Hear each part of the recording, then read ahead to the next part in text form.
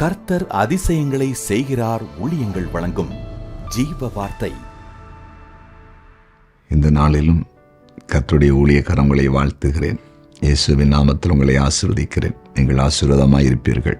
இன்றைக்கு நீங்கள் போகும் இடமெல்லாம் கர்த்தர் உங்களோடு கூட இருப்பார். நீங்கள் செய்கிற காரியத்தை எல்லாம் ஆசீர்வாதமாய் மாற்றுவார். சரியா? இன்றைக்கு ஜீவார்த்தைக்கான வசனம் சங்கீதம் 1:3 அவன் நீர்க்கால்களின் ஓரமாய் நடப்பட்டு தன் காலத்தில் தன் கனியை தந்து இலையுதிராதிருக்கிற மரத்தை போல் இருப்பான். அவன் செய்வதெல்லாம் வாய்க்கும். அவன் செய்வதெல்லாம் வாய்க்கும். செய்வதெல்லாம் வாய்க்கும்.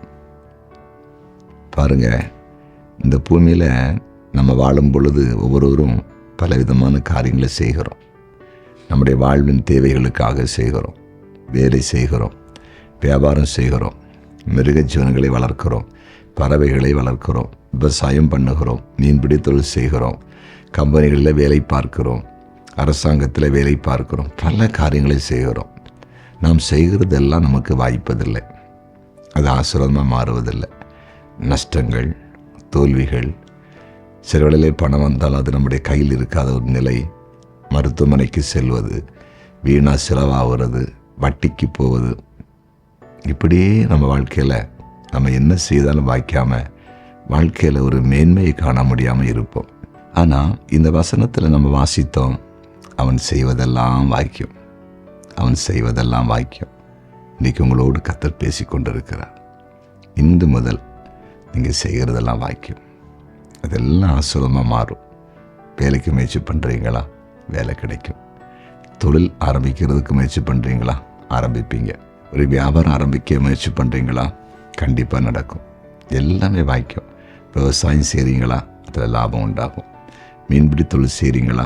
அதில் வருமானம் உண்டாகும். நீங்கள் வளருவீங்க, பெருகுவீங்க. இனி கடன் வாங்க மாட்டீங்க, கடன் கொடுப்பீங்க. ஏன்னா நீங்கள் செய்கிறதெல்லாம் வாய்க்கிறதுனால நீங்கள் உயர்ந்த இடத்துக்கு வருவீங்க. ஆண்டவர் அப்படிப்பட்ட ஒரு நிலைக்கு நிறைய உங்களை கொண்டு வர போகிறார். வேதத்தில் ஈசாக்கை பாருங்கள். ஈசாக்கு செய்ததெல்லாம் வாய்த்தது. ஒரு வருஷத்துக்குள்ளே, ஒரே வருடத்தில் 100 மடங்கு பலன் உண்டாச்சு. கர்த்தர் வாய்க்க பண்ணார். அதனால் அந்த மனுஷன் பெரிய மனிதனாய் மாறினான். அதே ஆண்டவர் தான் நம்முடைய ஆண்டவர். சரியா? நீங்கள் செய்கிறதெல்லாம் வாய்க்கும். பயப்படாதீங்க. இனி உங்கள் குடும்பம் செழிக்கும், தலைக்கும், மேன்மையடைவீங்க. ஜெபமெல்லாமல் ஜெபிப்போம். ஆண்டவரே, உம்முடைய பிரசன்னத்துக்காய் நன்றி.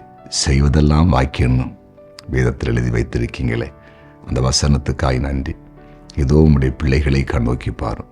தாங்கள் செய்கிறது எதுவுமே வாய்க்கலன்னு யாரெல்லாம் கலங்கி இருக்கிறாங்களோ, இப்போது நீர் கண்ணோக்கி பார்த்து அந்த கலக்கத்தை மாற்றும். இனி இவர்கள் செய்வதெல்லாம் வாய்க்கட்டும். இனி இவர்கள் செய்வதெல்லாம் ஆண்டவரை கைகூடி வரட்டும். செழிப்பு உண்டாகட்டும், மேன்மை உண்டாகட்டும், அதிசயங்களை நம்முடைய பிள்ளைகள் பார்க்கட்டும். நீர் அப்படி செய்கிறீர், அதற்காய் நன்றி. இன்றைக்கு பிறந்தநாளை காண்கிற ஒவ்வொருவரையும் ஆசீர்வதித்து ஜெபிக்கிறேன். ஆண்டவருடைய பிரசன்னம் அவர்களை மூடுவதாக. திருமண நாளை காண்கிற குடும்பங்களை வாழ்த்துகிறேன். ஆசீர்வாதமாய் அவர்கள் இருக்கட்டும். அதே போல் ஆண்டவரை கர்த்தருக்கு ஊழியம் செய்கிற தேவ பிள்ளைகளையும் ஆசீர்வதிப்பீராக.